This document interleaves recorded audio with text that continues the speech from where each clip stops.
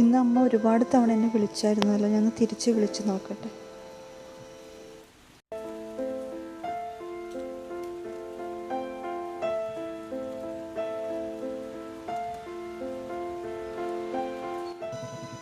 ബെല്ലടിക്കുന്നുണ്ട്, അമ്മ എന്താ എടുക്കാത്തത്?